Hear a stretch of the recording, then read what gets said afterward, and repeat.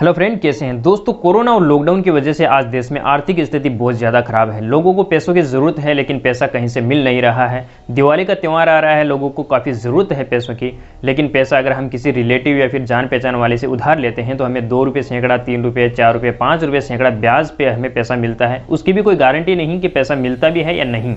लेकिन अगर आपके पास कोई भी पुराना वाहन है तो आप उस पर आसानी से कम दस्तावेज पे लोन ले सकते हैं। तो आज हम यही बताने वाले हैं कि कौन कौन सी वो बैंक्स और फाइनेंस कंपनी हैं जो आपको पुराने वाहन पे अच्छा खासा लोन देती हैं, वो भी कम ब्याज पे।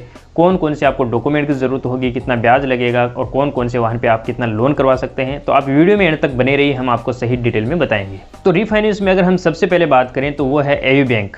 अगर आपके पास कोई भी पुराना वाहन हो, चाहे आपका पैसेंजर हो या फिर कॉमर्शियल यानी पिकअप, बोलेरो, कोई भी हो जो आपको कॉमर्शियल यूज़ में लेते हैं, उस पर भी आप आसानी से लोन ले सकते हैं। एयू बैंक आपको देश के हर शहर में उसकी ब्रांच मिल जाएगी, आप वहाँ पे जाके पता कर सकते हैं। हम इन सभी बैंकों की जो फॉर्मेलिटीज़ हैं, क्या क्या डॉक्यूमेंट चाहिए, वो हम लास्ट में बात करेंगे। लेकिन सबसे पहले हम उन बैंक्स और फाइनेंस कंपनी की बात करते हैं जो ज़्यादातर यूज्ड वाहनों पर लोन करते हैं। इनका जो बिजनेस होता है वो ज़्यादातर रीफाइनेंस का ही होता है। उनमें जो सबसे टॉप पे है वो है एयू बैंक। एयू बैंक आपको देश के हर क्षेत्र में मिल जाएगा, हर छोटे शहर में इसकी ब्रांच मिल जाएगी, तो आपको यहाँ आसानी से लोन मिल जाएगा। इस बैंक में आप कोई भी, अगर आपका पैसेंजर वाहन हो या फिर कॉमर्शियल वाहन, आप इसमें आसानी से लोन ले सकते हैं। इसके बाद इंडसइंड बैंक है जो आईबीएल के नाम से जाना जाता है, ये भी रीफाइनेंस का ज्यादातर वर्क करती है। इसके बाद HDB finance, Cholamandalam investment finance, SK Fincorp limited, HDFC bank, Mahindra and Mahindra finance, Magma Fincorp limited और श्रीराम फाइनेंस। ये जो फाइनेंस और बैंक हैं, ये ज्यादातर रीफाइनेंस का काम करती हैं। इनकी थोड़ी जो जितना ज्यादा वाहन पुराना होगा उतना ब्याज ज्यादा लगेगा, लेकिन आपको उतना महंगा नहीं पड़ेगा जितना हम मार्केट से लेते हैं। चलिए अब हम बात करते हैं कि अगर हम अपने पर्सनल वाहन पे लोन करवाते हैं तो दोस्तों पर्सनल और कॉमर्शियल वाहन पे ब्याज दर अलग लगती है, डॉक्यूमेंट भी अलग लगते हैं। तो पहले हम पर्सनल वाहन की बात करेंगे। अगर आपके पास कोई भी पर्सनल वाहन है, यानी कि कोई भी स्विफ्ट डिजायर है या फिर i20 है, अल्टो है, तो उस पे जो है ब्याज थोड़ा कम लगता है। तो पहले हम माना कि अगर आपके पास 2015 स्विफ्ट डिजायर है, अब उस पे अगर हम देखें कि लोन कितना हो जाएगा, तो लोन जो हर कंपनी और बैंक की अलग अपनी ग्रिड होती है, उसके हिसाब से ही ये लोन करते हैं। मार्केट वैल्यू के हिसाब से ही इनकी ग्रिड होती है। माना कि स्विफ्ट डिजायर 2015 मॉडल की मार्केट वैल्यू 5 लाख रुपए है, तो ये उस पे 85 से 90% लोन करते हैं। उसमें अगर आपकी प्रोफाइल ज्यादा अच्छी है तो उसमें आपको 90% हो जाएगा। अगर आपकी प्रोफाइल थोड़ी लो है तो 80% से लेकर 85% तक आपको लोन हो जाएगा। माना कि उसकी मार्केट वैल्यू 5 लाख रुपए है, तो ये लगभग 85% लोन करते हैं। तो अगर हम 4,20,000 रुपए या 25,000 रुपए का लोन करवाते हैं, माना कि हम 4,20,000 रुपए का लोन करवाते हैं, तो इसमें जो आपकी जो इंटरेस्ट रेट लगने वाली है वो लगभग है 15.50 के करीब। इसमें कई बार कंपटीशन में आने से कम ही कर देते हैं, और अगर आपकी प्रोफाइल थोड़ी लो है तो इसमें थोड़ी ज़्यादा भी लग सकती है। अगर आपकी प्रोफाइल ज़्यादा अच्छी है तो इसमें 1-1.5% आपको कम भी लग सकती है। तो अगर हम इसमें लोन करवाते हैं 4 साल के लिए या फिर 3 साल के लिए, वो आपकी इच्छा है, आप कितनी EMI भर सकते हैं। माना कि अगर आप 3 साल के लिए लोन करवाते हैं, यानी 36 महीनों के लिए, तो जो आपकी EMI आने वाली है वो है लगभग 14,662 रुपये की, और आपको ब्याज लगेगा यानी 4,20,000 रुपये का आपको 3 साल के बाद ब्याज देना होगा 1,07,849 रुपये।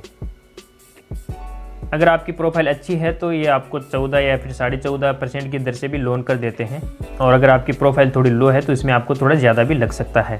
तो आप ये देख सकते हैं जो लगभग सभी कंपनी की लगभग सेम ही रेट आती है। इनमें 1-1.5% का थोड़ा बहुत डिफरेंट हो सकता है, वो भी प्रोफाइल के आधार पे होता है। इसमें अगर आपका सिविल स्कोर 750 से ऊपर का है तो इसमें थोड़ी आपको ब्याज दर में छूट मिल जाएगी।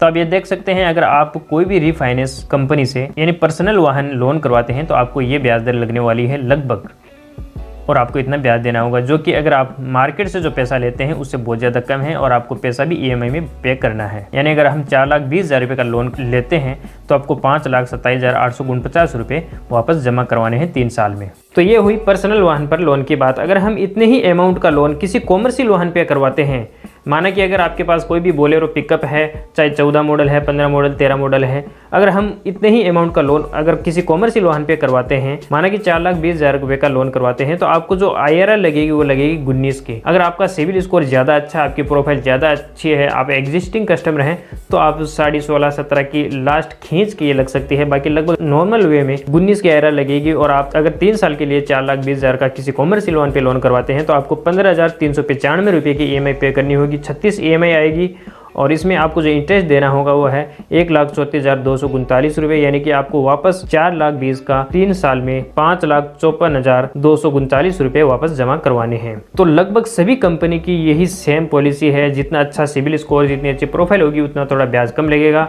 और अगर रीफाइनेंस अगर कॉमर्शियल वाहन करवाते हैं उसमें भी अगर आपका वाहन थोड़ा नया है यानी कि मॉडल ऊंचा है तो आपको ब्याज कम लगेगा, और जितना वाहन पुराना होगा उतनी ही ब्याज दर ज्यादा लगेगी। अगर आपका कॉमर्शियल वाहन थोड़ा नीचे मॉडल का है यानी 2008, 2009, 2007 मॉडल है तो यही जो इंटरेस्ट रेट जो 18-19 की लग रही है वो 21 की लगभग ब्याज दर लगेगी, यानी ब्याज थोड़ा ज़्यादा लगेगा। और अगर आपकी 21 की दर लगती है तो फिर आपको 15,823 रुपये की EMI आएगी 4,20,000 रुपये की 21 की दर से। अब अगर हम डॉक्यूमेंट्स की बात करें तो पर्सनल वाहन और कॉमर्शियल वाहन दोनों ही वाहनों के लोन में अलग अलग डॉक्यूमेंट की ज़रूरत होगी। अगर आप पर्सनल वाहन लोन करवाते हैं तो आपको नॉर्मल KYC के रूप में Aadhaar card, PAN card, driving licence, voter ID card, यानी कि आपको कोई भी 2 ID प्रूफ चाहिए। पैन कार्ड लगभग कंपलसरी है। अगर आपके पास पैन कार्ड नहीं भी है तो भी आपको कोई घबराने की जरूरत नहीं है, फॉर्म 60 भर दिया जाएगा। इसके अलावा बैंक पासबुक की फोटोकॉपी की जरूरत होगी जिस खाते में आपको पेमेंट लेना है। 4 या 6 चेक देने होंगे। इसके बाद आपको इलेक्ट्रिसिटी या फिर वाटर का बिल देना होगा। अगर इलेक्ट्रिसिटी बिल आपके नाम से है तो ज़्यादा अच्छा है। अगर आपके पिताजी के नाम से है तो आपके पिताजी को कॉम्प्लिकेट बनाना होगा, यानी कि उनको भी साइन करने होंगे। उसके बाद आपको एक इनकम प्रूफ देना होगा, क्योंकि पर्सनल कार है तो फिर वो कमाई तो कोई देने वाली है नहीं। कोई भी एक इनकम प्रूफ देना होगा, या तो फिर खेत की जमाबंदी देनी होगी कि आप खेती बाड़ी करके आप पैसा कमा के EMI पे कर देंगे, या फिर आपका कोई भी बिजनेस है, ITR फाइल है 2 या 3 साल की वो दे सकते हैं, या फिर आपकी शॉप की फोटो दे सकते हैं, उसका रजिस्ट्रेशन सर्टिफिकेट दे सकते हैं, GST सर्टिफिकेट वगैरह ये दे सकते हैं। अगर आपके पास ये भी नहीं है तो फिर आप कोई भी एक गारंटर दे सकते हैं जिसके RC की फोटोकॉपी लगेगी, यानी कोई भी गाड़ी वाला गारंटर चाहिए उसकी RC की फोटोकॉपी और 2 उसकी ID और एक फोटोग्राफ की जरूरत होगी। उसके बाद ये सभी डॉक्यूमेंट सबमिट करने के बाद 2 या 4 दिन का समय लगता है। आपकी गाड़ी की वैल्यूएशन होगी, गाड़ी की बाकायदा फोटो वगैरह होगी, इंश्योरेंस चालू होनी चाहिए। तो ये सब होने के बाद 4 से 5 दिन में आपके खाते में पेमेंट आ जाएगा। और उसमें आपको 8 से 10,000 रुपये फाइल चार्ज के भी देने होंगे, जिसमें आपका लोन सुरक्षा बीमा भी होता है। यानी अगर आप लोन टाइम के अंदर आपके कुछ हो जाता है तो आपका लोन बीमा कंपनी पे करती है, आपको देने की जरूरत नहीं है। और अगर आप एक कॉमर्शियल वाहन लोन करवा रहे हैं, चाहे पिकअप हो या फिर कोई भी गाड़ी हो, तो आपको बिल्कुल ही नॉर्मल डॉक्यूमेंट देने की जरूरत है। यानी जिसके गाड़ी नाम से है उसके normal KYC Aadhaar card, PAN card, driving licence, voter ID card की जरूरत होगी। उसके अलावा आपको वही बैंक पासबुक की फोटोकॉपी जिसमें आपको पेमेंट लेना है, 4 या 6 चेक, इलेक्ट्रिसिटी या फिर वाटर बिल। उसके बाद कई बार